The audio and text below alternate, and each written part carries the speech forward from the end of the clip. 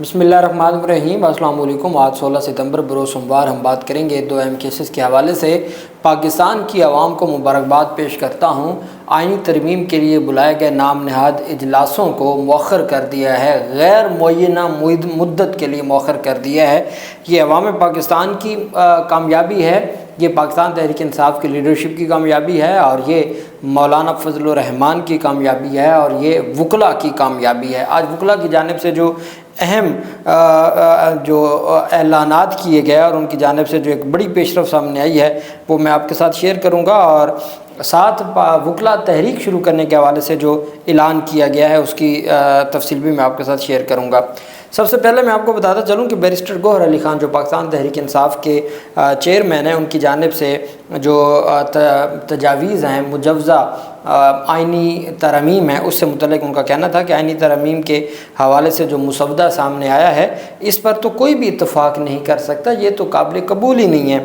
اسلام آباد high court کے باہر میڈیا سے گفتگو کرتے ہوئے بیرسٹر گوہر علی خان کا کہنا تھا کہ ہمارے ساتھ کوئی مسودہ شیئر نہیں کیا گیا، ہمارا مطالبہ تھا قانون کا مسودہ ہمیں دیا جائے، ہم اسے دیکھیں گے پھر ڈسکشن ہو۔ انہوں نے کہا کہ جو مسودہ لیک ہوا ہے اس کے مطابق تو کوئی بھی بندہ ان کے ساتھ اتفاق رائے نہیں کر سکتا، یہ ججز کو ان کی مرضی کے خلاف ٹرانسفر کریں گے۔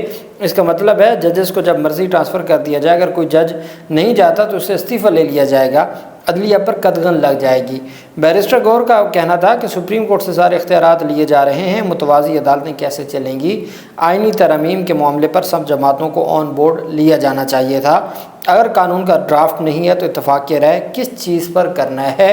انہوں نے کہا کہ ان کی تو اپنی حالت یہ ہے کہ ان کو تو یہ نسخہ کیمیا خود کہیں سے آ کے ملا ہے اور انہوں نے آگے پیش کرنا تھا، ان کو تو خود نہیں پتہ وہ آئینی ترمیم کیا ہے اور کس طریقے سے وہ اس پر کام کرنے تھا۔ اسد کیسر کی جانب سے بڑی تفصیلی گفتگو کی گئی ہے۔ اسد کیسر نے کہا ہے کہ یہ آئین کا حلیہ بگاڑنے والے لوگ ہیں، یہ آئین دشمن اور پارلیمنٹ کے دشمن لوگ ہیں۔ انہوں نے کہا کہ حکومت ترمیم سے آئین کا حلیہ بگاڑنے جا رہی ہے۔ میڈیا سے گفتگو کرتے ہوئے ان کا کہنا تھا کہ یہ آئینی ترمیم آرٹیکل 8 میں کی جا رہی ہے۔ آرٹیکل 8 یہ ہے کہ کوئی بھی قانون بنیادی انسانی حقوق کی خلاف ورزی میں نہیں بنایا جائے گا، کوئی بھی قانون قرآن و سنت کی خلاف ورزی میں نہیں بنایا جائے گا۔ یہ اس آرٹیکل 8 میں تبدیلی کرنے جا رہے تھے، باقی تو باقی چھوڑیں۔ انہوں نے کہا کہ ملٹری کورٹس میں سویلینز کا ٹرائل بھی اس ترمیم کا حصہ ہے۔ انہوں نے کہا کہ مولانا فضل الرحمان نے کل بہت حکمت اور دانائی کے ساتھ فیصلہ کیا، میں مبارکباد پیش کرتا ہوں۔ مجھے افسوس بلاول پر ہے جو اس آئینی ترمیم کے بارے میں علم ہونے کے باوجود جمہوریت کی بات کرتے ہیں۔ اسد کیسر کا کہنا تھا کہ بلاول کے علم میں ہے کہ اس ترمیم کے ذریعے شہریوں کے بنیادی حقوق سلب کرنے کی بات ہو رہی ہے۔ اس ترمیم کے بعد کم از کم بلاول یا پیپلز پارٹی کو جمہوریت کی بات نہیں کرنی چاہیے اور ان کو شرم آنی چاہیے۔ دوسری طرف جو ایک بڑی پیش رفت سامنے آئی وہ 104 وکلاء کی جانب سے، اس میں سینئر وکلاء ہیں، اسد رحیم خان جیسے سینئر وکلاء ہیں، زینب جنجوعہ ہیں، جبران ناصر ہیں، عبدالمعیز جعفری ہیں، بیرسٹر احسان جے پیرزادہ ہیں، ایمان مزاری ہیں، اور اس میں پوری ایک لسٹ ہے 104 سینئر وکلاء کی۔ ان کی جانب سے ایک سٹیٹمنٹ جاری کی گئی ہے، آج پبلک سٹیٹمنٹ ہے 16/9/2024 کی۔ وہی the undersigned are member of the legal fraternity who are committed to upholding the constitution of Pakistan and rule of law. کہتے ہیں کہ ہم پاکستان کے شہری ہیں اور ہم رول آف لا اور کانسٹیٹیوشن آف پاکستان کو اپہولڈ کرنے کے لیے اس جد و جہد کا حصہ ہیں۔ In view of the unprecedented proposed assault on the constitution، انہوں نے امینڈمنٹ نہیں کی، انہوں نے assault کا ورڈ استعمال کیا امینڈمنٹ کی جگہ، on the constitution, the Supreme Court and the High Court in the form of a purported judicial package, we do not accept this violation of the constitution and independence of the judiciary proposed by a parliament that lacks the people's mandate۔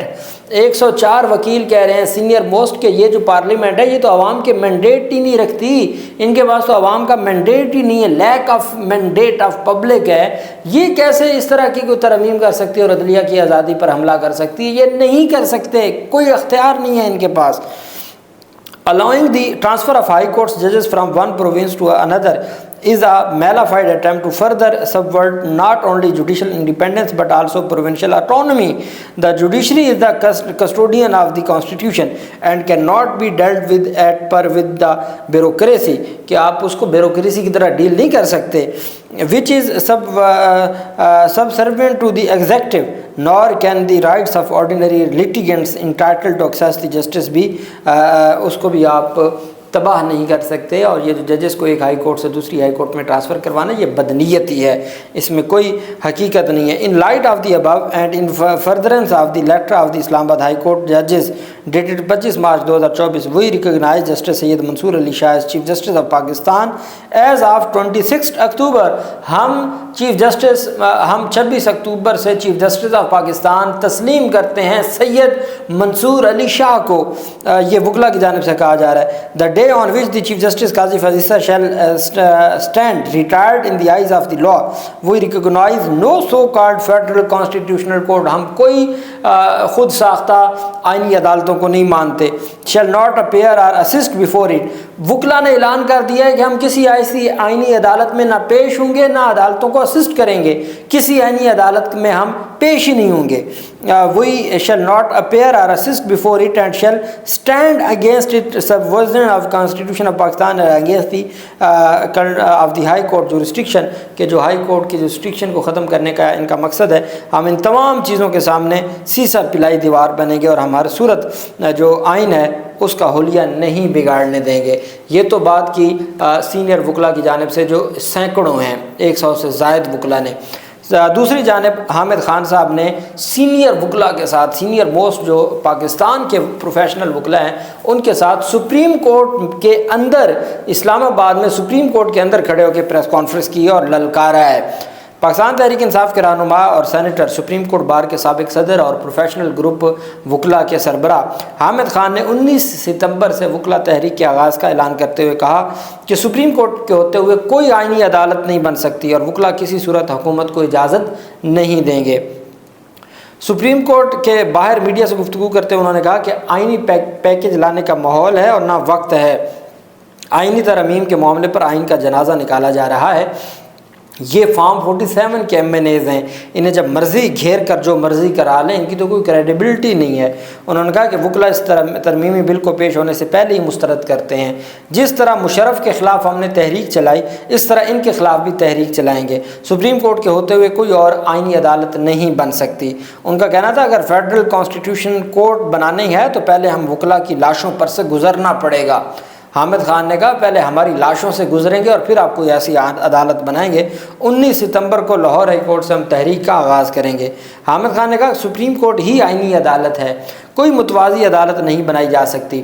वकला किसी सूरत हुकूमत को इजाज़त नहीं देंगे। उन्होंने कहा कि चीफ जस्टिस की तब्दीली के तरीक़ेकार को तब्दील करने को भी नहीं मानते।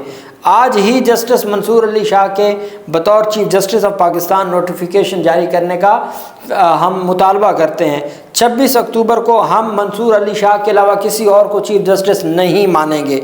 उनका कहना था मुल्क में सबसे ज़्यादा ताकत काले कोर्ट की है। सारे पाकिस्तान के वकला को निकलने की अपील है। आइनी पैकेज को रद्दी की टोकरी में फेंक देंगे।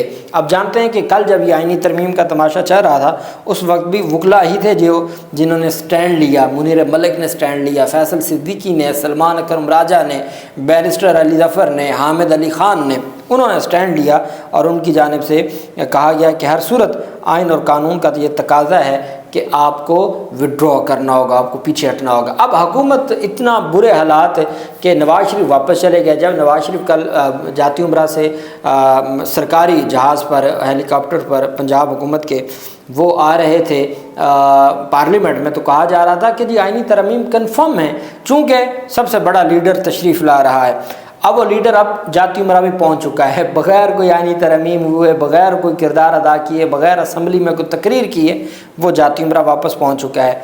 अब चूँकि इनका पूरा माहौल, इनका पूरा प्रोग्राम ख़त्म हो गया, इनका प्रोग्राम की हैसियत ख़त्म हो गई। इरफान सिद्दीकी ने पार्लियामेंट हाउस के बाहर मीडिया से गुफ्तगू करते हुए कहा कि कानून मतलूबा अक्सरियत मांगता है, अगर हासिल नहीं है तो कोई क़यामत नहीं आई, आइनी तरमीम हो जाएंगी, इसमें कोई रुकावट नज़र नहीं आती।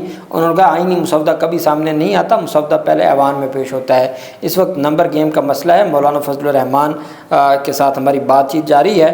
और दूसरी जानिब उन्होंने कहा कि कौमी असम्बली और सेनेट का जो इजलास है वो गैर मुअय्यना मुद्दत के लिए अभी मुलतवी हो जाएगा और जो आइनी तरमीम है वो गैर मुअय्यना मुद्दत के लिए मौखर कर दी गई हैं। Deputy chairman senate Saidal Khan کی زیر صدارت سینٹ اجلاس شروع ہوا، جس میں 7 ستمبر 1976 کو قادیانیوں کو غیر مسلم قرار دینے کی یادگاری قرارداد پیش کی گئی۔ قرارداد میں 7 ستمبر کو سرکاری سطح پر منانے کا مطالبہ کیا گیا۔ بعد ازاں قادیانیوں کو غیر مسلم قرار دینے کے موقع پر عام تعطیل کی قرارداد منظور کی گئی۔ قرارداد منظور ہونے کے بعد سینٹ کا اجلاس بغیر کسی کارروائی کے، بغیر کوئی بات کیے کہ یہ بتائے کہ کوئی آئینی ترمیم آئے گی یا نہیں آئے گی، کچھ بھی بتائے بغیر ملتوی کر دیا گیا، چونکہ آئینی ترمیم کا معاملہ تو ان کا ہمیشہ کے لیے فارغ ہو چکا ہے۔ اب دلچسپ بات یہ ہے کہ قومی اسمبلی کا اجلاس چونکہ شروع ہو گیا، اس میں پاکستان تحریک انصاف کے رہنماؤں کی جانب سے گفتگو بھی کی گئی۔ اس میں اعظم نذیر تارڑ صاحب نے بھی بات کی۔ اعظم نذیر تارڑ صاحب کا یہ کہنا تھا کہ جی اگر یہ ترمیم ہو جاتی تو پھر تو انقلاب آ جانا تھا، اب چونکہ ترمیم نہیں ہو رہی، اس وجہ سے ہر صورت آئین اور قانون کی جو ہے وہ تشریح ہونی چاہیے۔ تو اب جو معاملہ ہے جو بڑا دلچسپ ہے وہ ہے کہ فیصل باوڑا سے سوال پوچھا گیا کہ جی آئینی ترمیم کیوں نہیں آ سکی؟ انہوں نے کہا جی بڑے نالائق اور نکمے لوگ ہیں، یہ بہت نالائق اور نکمے لوگ ہیں۔ ان حکومت کو کہہ دیا نالائق اور نکمے لوگ۔ اب ساتھ ہی جو صورتحال ہے وہ یہ ہے کہ اجلاس جاری ہے، لیکن اس اجلاس میں آج تو خیر ان کے بندے بھی نہیں ہیں اور منہ لٹکے ہوئے ہیں، اور وہ اجلاس تقریروں کے بعد غیر معینہ مدت کے لیے ملتوی ہو جائے گا قومی اسمبلی کا، جبکہ دوسری جانب جو سینٹ کا اجلاس ہے وہ پہلے ہی ملتوی ہو چکا ہے۔ پاکستان جیت گیا ہے، عوام پاکستان جیت گئے ہیں، اور اب گیم ان کے ہاتھ سے نکل گئی ہے۔ اب پھر بندے اکٹھے کرنا، اور اکٹھے کرنے سے مراد چھیننا اتنا آسان کام نہیں ہے۔ اللہ پاک پاکستان کا حامی و ناصر ہو۔ بہت شکریہ۔ اللہ حافظ۔ پاکستان زندہ باد۔